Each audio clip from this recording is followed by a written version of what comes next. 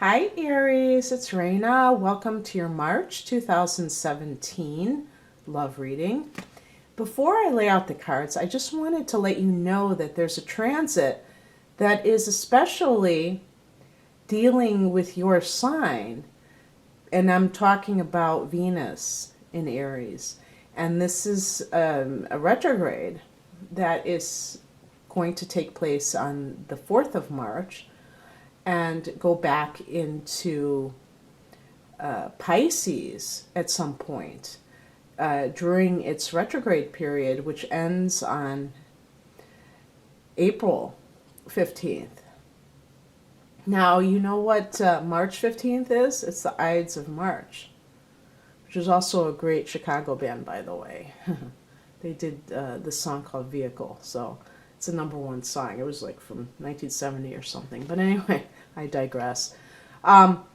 So this transit, because it's starting in your sign and it's going back into the 12th house, is very interesting because the 12th house is the house of past lives. And Venus in that 12th house could be you revisiting a relationship that may be a karmic relationship, a soulmate relationship. Venus retrogrades in general for everybody tend to bring up past loves in some fashion. So keep an eye out for that during this period of time. And when Venus is in Aries in your sign, that is a time when you attract good things to you, like money and love, based upon the way that people are perceiving you. So they are perceiving you in an extra favorable way. And so this is another thing when it goes retrograde that you may be reconsidering your image too, because that's the first house kind of stuff. So, I did hear that you're not supposed to like do extreme makeovers during Venus retrograde. So, that's up to you. But in any case, sorry if my voice is hoarse. I'm just a bit congested this morning. So I'm going to lay out the cards right now, and we'll see what's going on here.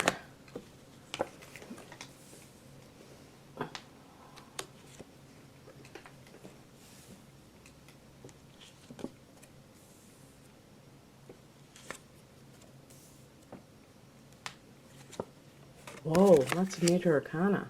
Very game-changing. Whoa, look at this.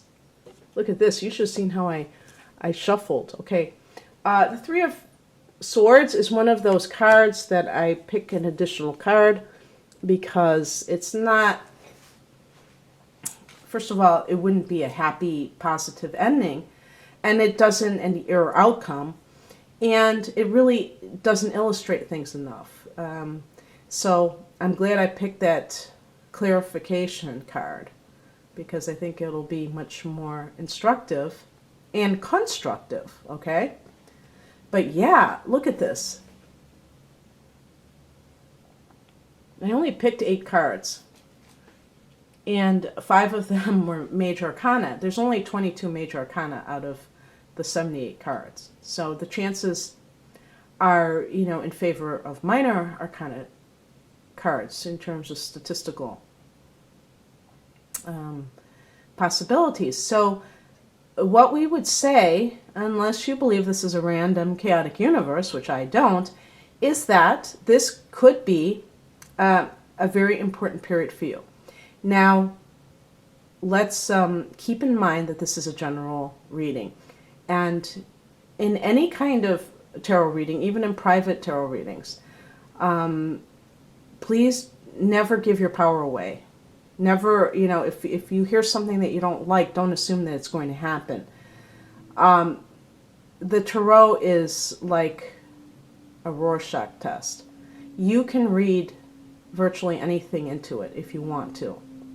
And that's what makes it, that's one of its main strengths and also one of its main weaknesses. Because people are so hungry for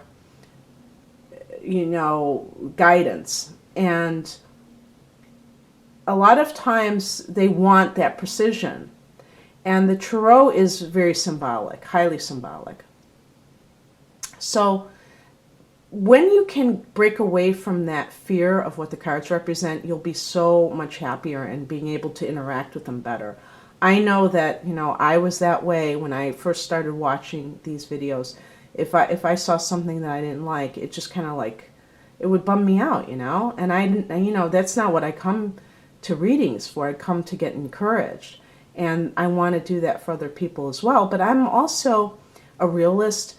There's nothing, you should never fear the opposite of whatever positive things certain cards represent. Because life is duality.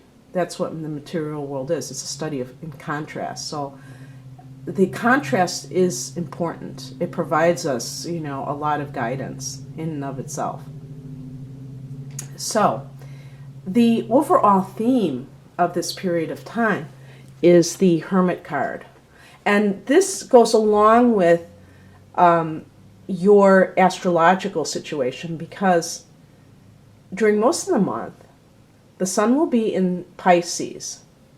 Pisces is your 12th house. And this is kind of like, even though this card represents Virgo, which is the 6th house, it has that quality of the 12th house in terms of going within.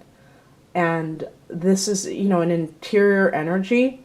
And you may realize, Aries, if you think back in prior years, that you tend to be a lot less active right before your solar return. Now, maybe some Aries that's not so much the case because you're very active anyway. Maybe it's very hard to make you not active. But if that sounds about right, this is about you being uncharacteristically reflective. And it could also involve a Virgo individual. In the past position that may have led to this, we have the World. So in love relationships, this would suggest to me that some people have closed a chapter in their life, such as getting divorced, breaking off from a long-term relationship. And so you're seeing a major transition in your life. The World card is the last major arcana card. So it's not just breaking off a relationship of 2 months. We're talking about a significant relationship and going into a new phase in your life. This could involve people from another culture. This could involve you having been traveling the world. And, perhaps that was... I'm getting a couple of travel possibilities, and this may have been due to work prospects, because we're also getting for the current energy, we're getting the Two of Pentacles. If you see the water behind the person, that is one of the less, mentioned interpretations of the Two of Pentacles, is travel over water. And because it's Pentacles, it could be for work projects. But there's, with the Two of Pentacles, a lot of times there's somebody who is balancing their life because maybe they have 2 jobs. And, or, if one of them, it could be like, rental property or something that you have to take care of. It may not be an official job, but ways that you're bringing in money that cause you to have to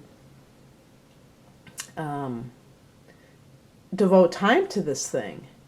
And so in terms of relationships, it can point to somebody who's too busy to really be in relationships. And with the Hermit card, you may be losing yourself in your work because you've come out of a situation and you're ready for something new, but you aren't ready yet. Maybe you're still licking your wounds a little bit, or you're just, you're just very busy. And nothing wrong with that. As a matter of fact, for Aries people, I think it is good to kind of restrain yourself from going into something new. You're the type of sign that doesn't look back. So, of course, you're human, and if you have had a relationship end under less than desirable circumstances, you may be quite, sad about it, like anyone else would be, but you tend to be forward thinking, so you're not going to tend to get immersed in the past, unless you have, a moon in Cancer or something like that. You tend to be very progressive in every sense of the word. And this serves you well because it allows you to keep rolling and not get stagnant and not allow that stagnant energy to keep you from achieving, because you're a very ambitious sign, and you keep chugging along. The higher message is the Hierophant.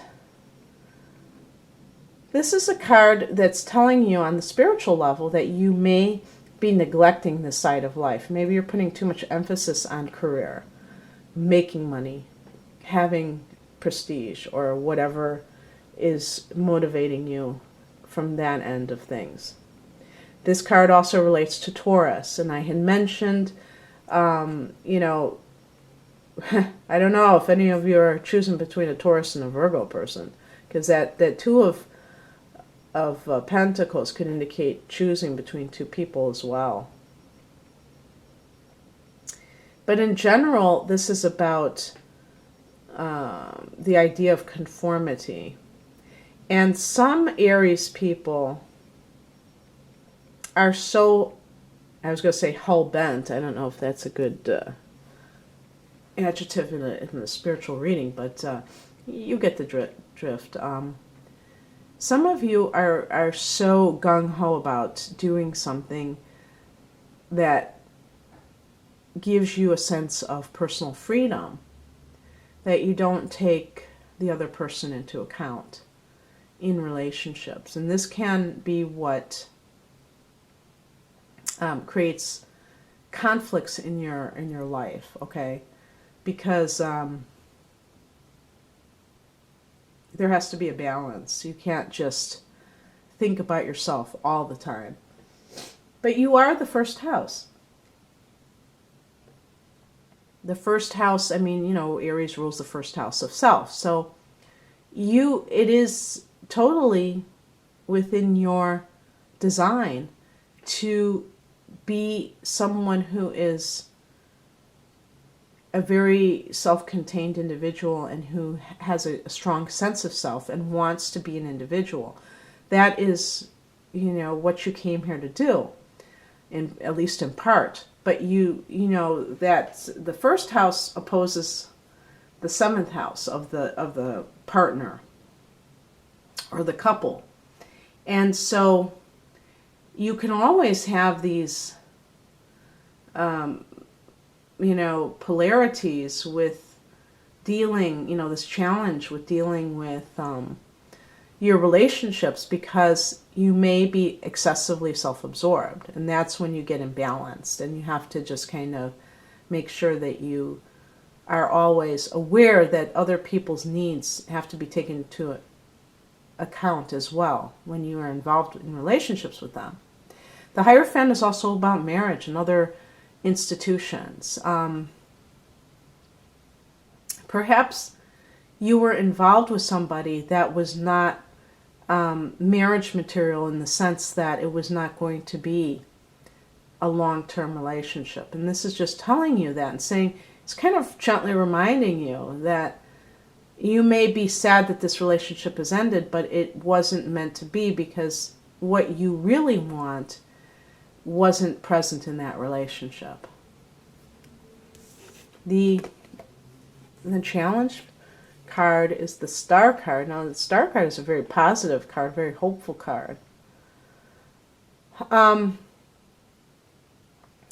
it's also connected to the sign Aquarius. So if there's an Aquarian who, maybe that's the Venus retrograde character who rears their ugly head at the time of the retrograde and tries to worm their way back into your heart. But otherwise, it could be that you are, at danger of becoming cynical because of something that has occurred. And this is kind of like that would be very sad for an Aries person, because Aries is definitely one of the most purely positive signs when it's balanced and not in its shadow. So, watch out for any tendency to become embittered by something that may have happened. And also, again, kind of going back to the Hierophant, although this is more, what I would put under the 12th house or 8th house category of, the metaphysical. And the Hierophant is more like the 9th house, organized religion. I would say that the star card in this challenge position, watch out for the tendency not to appreciate that things are happening as they should be. In other words, you may feel like you were treated unfairly by somebody in a relationship, in a past relationship. Maybe they did you wrong. Maybe they took advantage of your generosity, Aries, and you feel like, something is not right about what happened in this situation. But you have to believe in divine order, that everything is happening as it should. And try to tune into your spirit guides. There are videos online that can help you on YouTube, but at least acknowledge that there's a possibility that there are unseen helpers who will get you back on track when you feel let down by life, okay?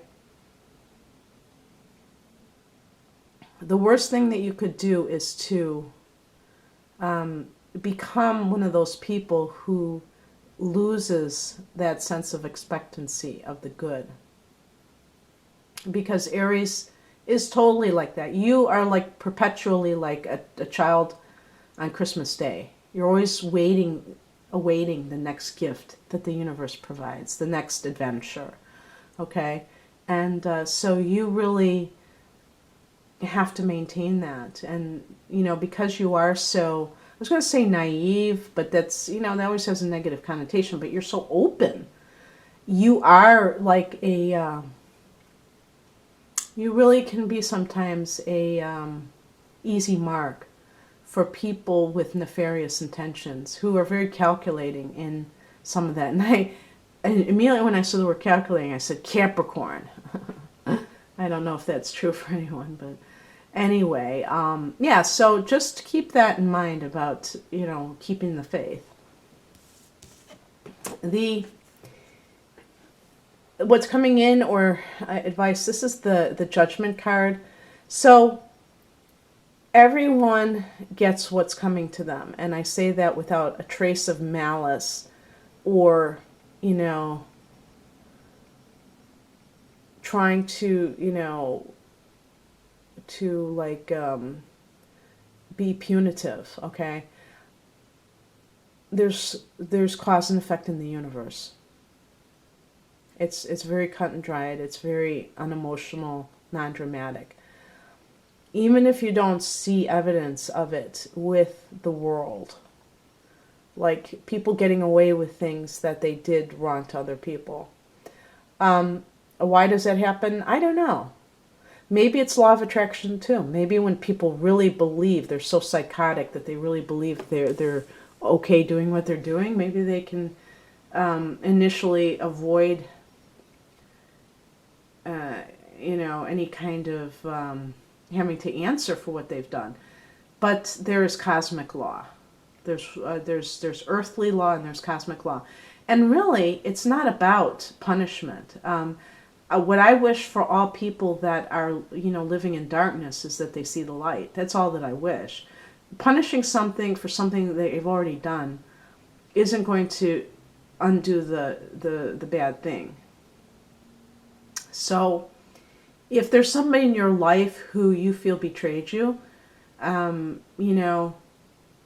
the most radical thing you can do is forgive them and to move on and to, really try to tap into that place inside of them that allowed them to exploit you, to hurt you. Because anytime that we do that, we're lowering ourselves so much that, it can't possibly feel good to that person. They say hurt people hurt people. That doesn't excuse what they've done, but it explains it, doesn't it?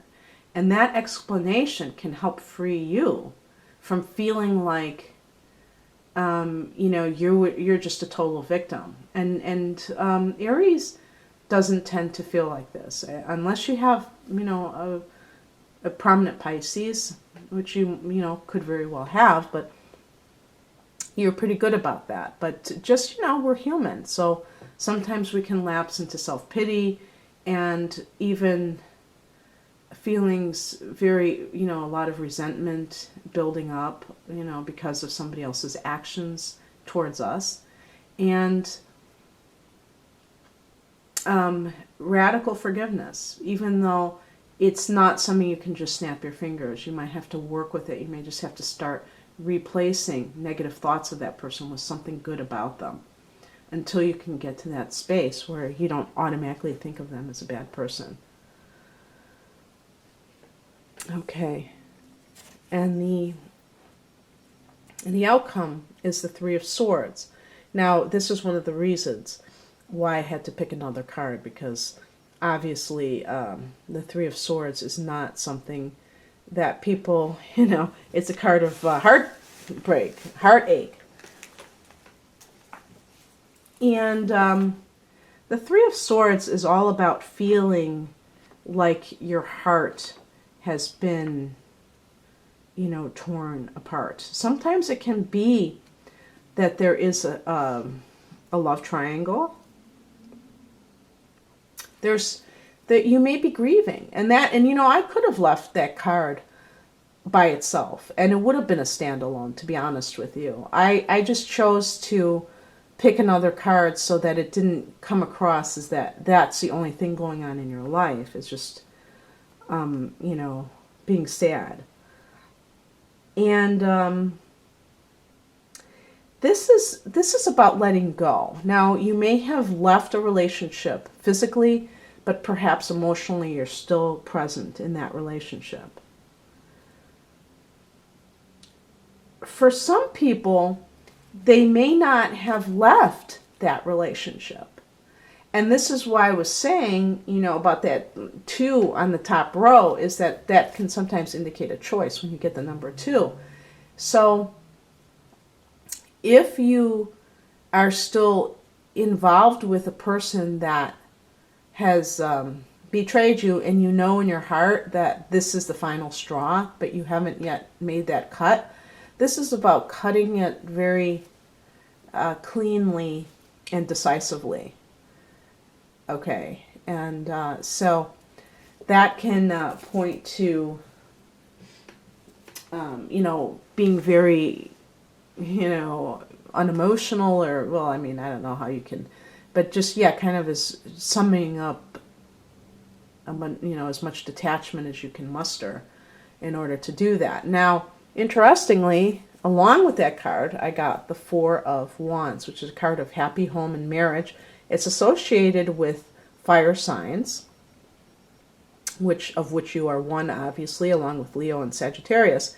The number 4 is a number of stability. And so this makes me wonder if some of you are involved in an extramarital affair, and the Four of Wands is suggesting that you are going to choose your marriage, and that you don't want to upset that with this relationship. But it could be that, if you were in or if you're the other party, because I think some of you are, maybe most of you are on the receiving end of this heartbreak, so you may be the one that got cheated on, and you may decide to fight for your marriage, okay? I realize that this may only applied to a very select number of you. Please, again, try to look at some of the themes that I mentioned. It may not be literally what I said for you, but you may see some of the cards and it may trigger within you some recognition of things that are happening in your love life. But if you'd like a private reading where I really use astrology, along with the tarot for my love readings, but, you know, in a secondary way, in order to kind of really get deep, especially when I have the exact time of birth. And, you know, look at these patterns. Look at what's going on. It's all about self-improvement, self-empowerment. Please click on the link below. Otherwise, have a great March, Aries. Bye.